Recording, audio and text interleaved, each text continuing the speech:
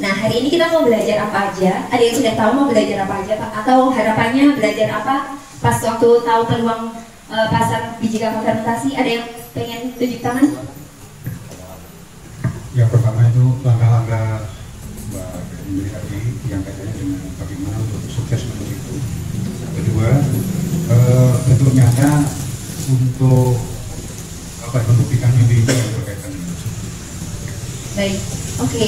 Itu akan sedikit disinggung karena materi pada siang hari ini justru saya akan mengerucut kayak istilahnya ngajak-ngajakin Bapak Ibu semua biar mau bertani kakao dan fermentasi. Karena saya mau kasih fakta di lapangan bahwa kami itu rebutan bener loh Pak, rebutan biji kakao. Dan saya aja kalau dulu tahu bahwa kakao itu akan semenarik ini, saya dulu nggak mau jadi bobot coklat di akhir kayak gini, maunya jadi petani aja. Tapi kan udah terlanjur, jadi baiknya kita kolaborasi gitu ya. Hari ini kita akan belajar tentang pertanian kakao di Indonesia itu seperti apa hari ini, potensinya kayak apa. Terus kemarin terjadi El Nino dan tahun ini panen kakaonya turun drastis.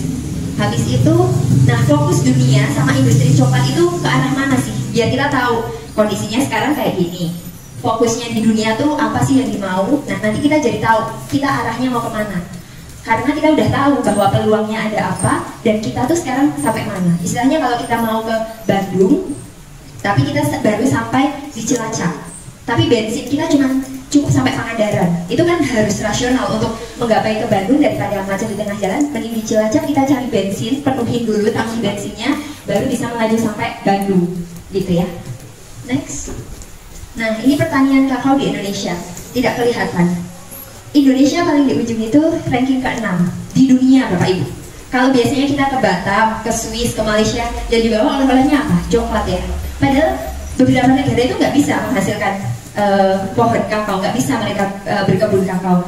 Mereka ngambil mentahnya di tempat kita, mereka olah di Swiss dan negara-negara lainnya.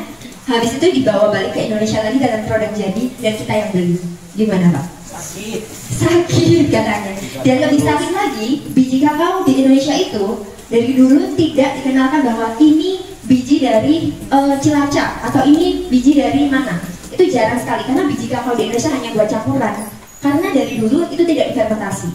Tapi saat ini mulai banyak produk-produk Swiss yang yang perusahaan-perusahaan itu melabeli bahwa produk asli produk source-nya dari single origin Bali, Jemberana, dituliskan di situ. Artinya, dan bahkan di sini ini produk teman saya, ini dituliskan nama petaninya. Jadi namanya traceability atau ketelusuran. Jadi orang yang beli itu akan tahu biji kakaonya berasal dari mana. Apakah dari Bu Maria, dari Pak Iwan, dari Pak Slamet, nanti dituliskan di sininya. Betapa bangganya masuk sini, terus diekspor, dijual kemana-mana, ya nggak tahu sama Pak Iwan, tiba-tiba tahu, oh ini single originnya dari Pak Iwan gitu. Dan di sini Indonesia itu mengalami penurunan Kak. Tahun 2017 itu kita masih ranking ketiga di dunia loh ya, penghasil kakao. Tapi sampai tahun 2023 ini kita merosot turun di angka yang 123 156. Oh ya 7 gitu ya. Jadi ada sesuatu nih kenapa kita merosot produktivitasnya. Next. Nah, lalu kita melihat di seluruh Indonesia. Yang paling besar kapasitas produksinya itu di Sulawesi. Lalu yang kedua, nanti kalau saya salah boleh gini ya bro. Sulawesi. Habis itu Jawa. Terus, Sumatera dulu di 156 sekian ton. Baru Jawa cuma 28.000 ton. Kalimantan. Habis itu Maluku dan Papua. Maluku dan Papua itu nomor 3 Bapak Ibu. Nomor 4 dari Jawa, nomor 5 Kalimantan. Nah yang terakhir adalah Bali, NTB dan NTB. Kalau kita mau menang-menangan kapasitas, kita kalah sama Sulawesi. Tapi Bali aja ya membuktikan bahwa dia bisa lebih eksis daripada daerah-daerah yang lebih besar kayak misalnya Jawa dan Sumatera. Dia eksis bisa diekspor ke mancanegara karena apanya? Kualitasnya. Jadi tidak hanya rebutan kapasitas aja, tetapi kualitasnya. Kualitasnya yang seperti apa? Ya itu secara teknis akan dijelaskan oleh Prof. Mulai dari fermentasinya di atas 90%, kadar airnya di bawah 7%. Kalau jemur pakai para-para biar nggak berjamur. Itu yang kita identifikasi. Jadi kayak kita, karena kenapa harus fermentasi? Biji yang tidak fermentasi itu rasanya flat, datar, pahit, tok gitu. Tapi kalau biji yang difermentasi itu akan memunculkan rasa-rasa yang berbeda. Bapak makan coklat yang 80%, itu rasanya kok ada banananya ya? Tahu nggak ternyata apa? Karena ditanam di samping pohon pisang. Kok ini ada rasa fruitynya ya? Ada buah-buahannya ya? Di Bali itu rasa buah-buahannya kenceng banget. Di Sulawesi itu nati atau kacang-kacangan. Jadi seperti kopi yang punya ditanam di daerah mana, geografisnya seperti apa, dengan pohon peninggalan apa, itu akan mempengaruhi rasa. Gitu. Nah, belajar dari Bali itu kapasitasnya tidak begitu besar, tapi dia main ke kualitasnya nggak main-main, sampai sertifikasi organik, fair trade itu ketelusuran bahwa kita nggak boleh beli ke tengkulak tapi langsung ke petani. Dan itu yang sekarang dikerjakan sama perusahaan-perusahaan, baik perusahaan kecil atau rintisan seperti kami yang artisan ataupun perusahaan besar.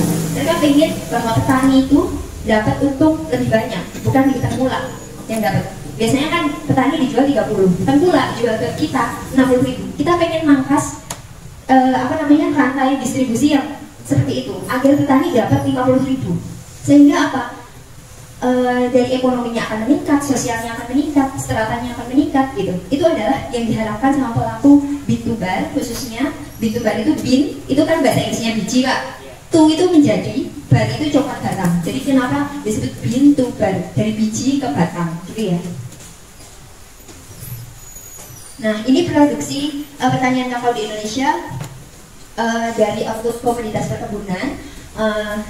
Setiap tahunnya itu mengalami naik turun, dan ada prediksi tahun 2024 itu akan mengalami kenaikan. Kemarin mengalami penurunan, tahun 2024 akan mengalami kenaikan, 2025 turun lagi, lalu 2026 naik lagi. Saya kurang mengerti sih yang teknisnya seperti apa, kenapa bisa naik turun. Tapi salah satu yang berpengaruh adalah kondisi alam kita.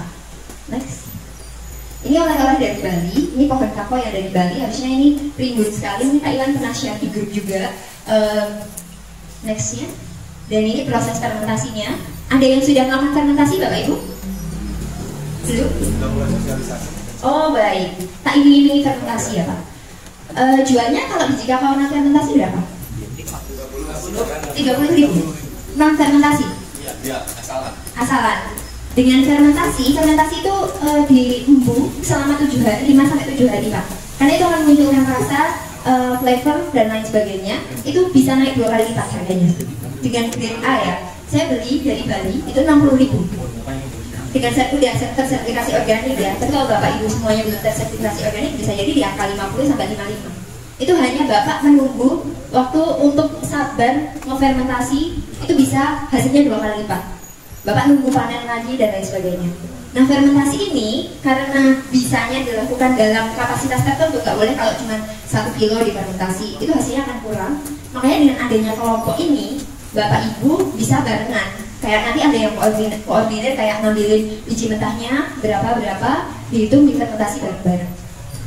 Itu kekuatannya kelompok. Ketika kita mau cuma punya 1 hektar misalnya untuk fermentasi 40 kilo biji kakao tuh lamanya na'udzubillah. Tapi ketika kelompok, teman-teman difasilitasi untuk tempat fermentasi dan lain sebagainya, itu akan sangat membantu karena bisa fermentasi dengan sempurna. Nah, ini proses pasca panennya, ada fermentasi 7 hari, lalu penjemuran. Nah, kalau jemur biji nggak boleh di bawah lantai langsung, harusnya ada panah-panahnya, itu menghindari untuk adanya kontaminasi jamur. Iya benar. Next. Oh iya, saya mau cerita tentang tadi yang kenapa produktivitas kakao di Indonesia itu menurun. Karena ada El Nino, jadi fenomena alam itu yang suhu permukaan lautnya di Samudra Pasifik di tengah dan timur itu jadi lebih hangat, dan itu mempengaruhi iklim di berbagai belahan dunia. Efeknya apa sih untuk pertanian kakao di Indonesia? Next. Kekeringan. Bapak Ibu mengalami nggak tahun ini kekaonya kekeringan? Terus ngalamin nggak kalau suhu di sini tuh semakin panas? Cilacap yang sudah panas tambah semakin panas. Ngalamin nggak Pak? Ngalamin. Next.